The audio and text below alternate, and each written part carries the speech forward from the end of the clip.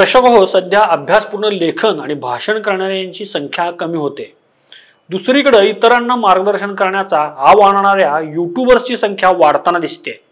पण ज्येष्ठ लेखक भाऊ तोरसेकर याला अपवाद आहे. भाऊ हे नाव घेतलं की तर्कशुद्ध विचार हे समीकरण महाराष्ट्रवासियांच्या मनात पक्क बसलंय. 1970 पासून त्यांनी मराठा, सकाळ, नवशक्ती, आपला वार्ताहर, पुण्यनगरी अशा दैनिकात तर मार्मिक, चित्रलेखा, लोकप्रभा इत्यादी साप्ताहिकांतून 15,000हून अधिक लेख लिहिलेत. दैनिक पुण्यनगरीमध्ये आलेल्या त्यांच्या लेखाची पुस्तकं प्रकाशित झालीत. शिवशक्ती, भीमशक्ती यांच्या मनोमिलनाचं विश्लेषण करणारे उठवेड्या तोडवेड्या हे पुस्तक विशेष उल्लेखनीय आहे. पुण्यनगरी समूहाचे संपादक मुरलीधर शिंगोटे यांच्यावर जागता पहारा या सदरात भाऊ तोरसेकर यांनी लिहिलेल्या लेखाचे आज आपण वाचन करणार आहोत. नमस्कार, मी राहुल कुलकर्णी. तुम्ही पाहताय सत्यवेद. खरं सांगायचं तर गुटखाबंदीच्या निमित्तानं व्यसन या विषयावर मी इतके लेख सलग लिहू शकेन की नाही याची मला शंका होती, कारण तो विषय सुद्धा माझ्या डोक्यात नव्हता. पण गुटखाबंदीची घोषणा झाली आणि पुण्यनगरीचे संस्थापक मुरलीधर शिंगोटे यांचा मला फोन आला. त्यांनी आग्रह धरला की मी व्यसनासंबंधाने लिहावं. मी आधी त्यांचा आग्रह फेटाळून लावला होता, कारण मलाच त्या विषयाचं फारसं आकर्षण नव्हतं. मी त्याबद्दल मुद्दाम असा विचार केला नव्हता की त्याचा अगत्यानं अभ्यासही केला नव्हता. पण मुरली शेठ हा भयंकर हट्टी माणूस आहे. त्यांच्या डोक्यात एक विषय घुसला, मग ते त्याचा पिच्छा सोडत नाही. त्यामुळंच त्यांनी व्यसन विषयासाठी माझीही पाठ सोडली नाही. शेवटी मी 2-3 लेख लिहायचं मान्य केलं, पण त्याचा इतका विस्तार होईल आणि तेही लेख वाचकांना इतके आवडतील याची मी तरी अपेक्षा अजिबात केली नव्हती. पण पहिल्या लेखानंतर जे फोन आले तेव्हा मीही थक्क झालो. मला मुरलीधर शिंगोटे या प्राण्याचं खरंच कौतुक वाटलं. स्वतः लेख किंवा बातमी लिहू न शकणाऱ्या या माणसाला वाचकाची भूक कशी कळते हे गेल्या 18 वर्षात मला न उलगडलेलं कोडच आहे. कारण त्यांच्या वृत्तपत्र व्यवसायाची सुरुवात झाली तेव्हापासून मी त्यांना ओळखतो. आम्ही सोबतच तो प्रयोग सुरू केला होता. 1994 सालात मुरली शेठ हा फक्त वृत्तपत्र विक्रेता होता. त्यापूर्वी त्यांनी 3 दशकं वृत्तपत्र विक्रीत घालवली होती. नवा काळ लाखो लोकांपर्यंत पोहोचवण्याचं श्रेय जेवढं निळूभाऊ खाडीलकर यांच्या सिद्धहस्त लेखणीला आहे, तेवढंच मुरली शेठ शिंगोटे या वाचक भक्त विक्रेत्याला सुद्धा आहे. कारण नवा काळचे दिवस वाईट होते. तेव्हापासून शिंगोटे यांनी त्यांच्या विक्रीची जबाबदारी पत्करली होती. जेवढा निळूभाऊंचा आपल्या लेखणीवर विश्वास होता, तेवढाच मुरली शिंगोटे यांचा आपल्या विक्री वितरण क्षमतेवर विश्वास होता. त्यातूनच नवा काळ लाखाच्या आकड्यात जाऊन पोचला. नुसता लाखच नव्हे तर 5-7 लाखांचा पल्लाही ओलांडू शकला. पण त्यामागची शिंगोटे यांची तपस्या वृत्तपत्र विक्रेते आणि व्यावसायिक याच्या पलीकडे कोणालाच फारशी कल्पना नव्हती. मग एके दिवशी कालनिर्णय पंचांगकर्ते जयंतराव साळगावकर यांनी मराठी दैनिक काढण्याचा निर्णय घेतला. त्याच्याही वितरणाचं काम शिंगोटे यांनी मित्रांच्या मदतीने स्वीकारलं. पण ते निळूभाऊंना पचलं नाही. त्यांनी अचानक शिंगोटे यांच्याकडूनच नवा काळाच्या वितरणाचं काम काढून घेतलं. त्यामुळे शिंगोटे कमालीचे अस्वस्थ झाले. त्यांच्याकडे दरम्यान वितरणाचं काम करणारी 225 कामगारांची फौज तयार झाली होती. एके दिवशी अचानक त्या सर्वांसाठी काम उरलं नाही. मग करायचं काय? त्यांना कामावरूनच काढून टाकायचं का? मुरली शिंगोटे यांना ते पटलं नव्हतं. पण करणार काय? एका दिवसात तेवढ्या मोठ्या वितरणाचं काम इतरत्र मिळणार नव्हतं. मग काय, माणसानं चक्क स्वतःचं नवं वृत्तपत्र काढण्याचा धाडसी निर्णय घेतला. त्याला स्वतःला लिहिता येत नव्हतं की विश्वासातला कोणी सहकारी नव्हता.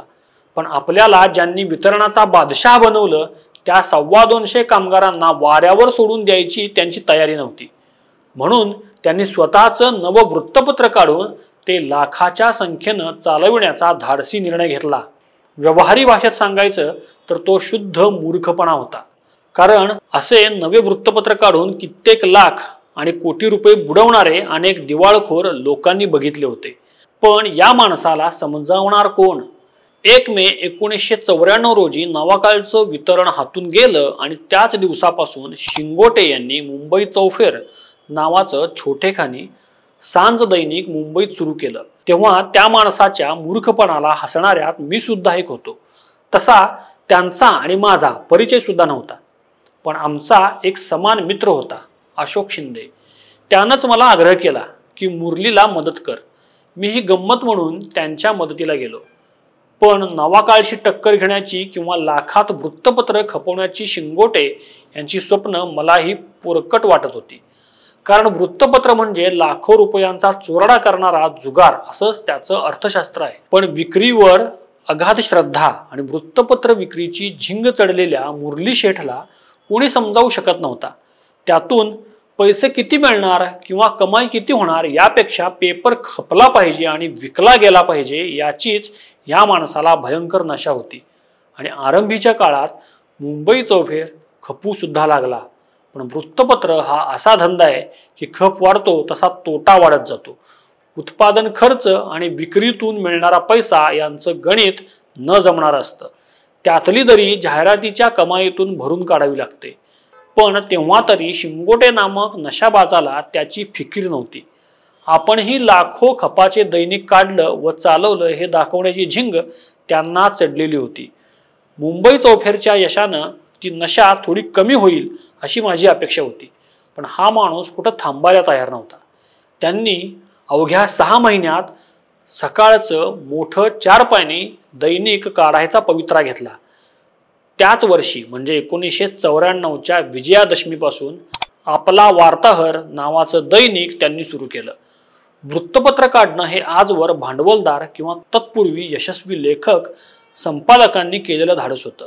पण एका विक्रेत्यानं वृत्तपत्र काढून यशस्वी करणं हा खरंच चमत्कार होता. आज त्या माणसानं कुठलीही भांडवली ताकद पाठीशी नसताना 6 दैनिकांचा पसारा उभा केलाय.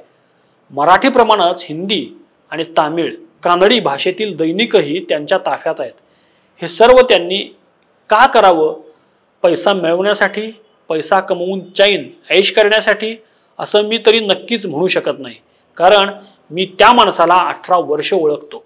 जेवढा पैसा मिळवला तो पुन्हा त्याच वृत्तपत्राच्या व्यवसायात त्यानं गुंतवला आणि त्याच व्यवसायाचा व्याप वाढवत नेला. पण त्या माणसाची नशा काही आटोक्यात येताना दिसत नाही. मी त्याला भूक म्हणत नाही, ती शिंगोटे नामक माणसाची नशाच आहे. जसा नशाबाज माणूस कितीही नशा झाली म्हणून समाधानी होत नाही, तर पुढले पल्ले गाठायला असूसलेलाच असतो, तसाच हा मुरली शेठ शिंगोटे नामक माणूस वृत्तपत्र नावाच्या व्यसनानं पछाडलेला आहे. कोणाला माझ्या या भाषेचं वा उपमेचं आश्चर्य वाटेल. व्यवसाय किंवा धंद्याला व्यसन का म्हणावं? तर शिंगोटे तसाच झिंग चढलेला माणूस आहे. पण त्याच्या या नशेनं किती चांगलं काम केलंय बघा. त्याच्या या नशेनं किमान 3-4 हजार लोकांना थेट रोजगार मिळवून दिलाय. त्याशिवाय त्याच्याशी संबंधित आणखी काही लोकांना उदरनिर्वाहाचं साधन दिलंय. या माणसाला अशी नशा नसती किंवा वृत्तपत्र विकण्याची इतकी उत्कट झिंग नसती तर या लोकांचं कल्याण झालं असतं का? गेल्या वर्षभरात हे दैनंदिन सदर लिहिताना मला ज्यांचे फोन आले आणि ज्यांनी माझ्या सडेतोड लिखाणाबद्दल माझं कौतुक केलं त्यांना मी स्पष्टच सांगत आलो की कौतुक करायचं तर मुरली शेठ शिंगोटे यांचं करा. कारण मी आयुष्यभर असंच लिहित आलो. पण जेवढं लेखन स्वातंत्र्य किंवा आविष्कार स्वातंत्र्य मी शिंगोटे यांच्या वृत्तपत्रातून उपभोगू शकलो तेवढं क्वचितच अन्यत्र मला मिळू शकलं असेल. आज एकूणच माध्यमांवर भांडवलदारी विळखा घट्ट झाला असताना खऱ्या अर्थानं स्वतंत्र वृत्तीनं स्वयंभू पत्रकारिता चालवण्याचं श्रेय एकट्या शिंगोटे यांना द्यावं लागेल. कारण आज स्वयंभू वृत्तपत्र संपली आहेत आणि खरंच वाचक वा जनतेच्या हिताची जपणूक करणारी पत्रकारिता लयास चालली आहे.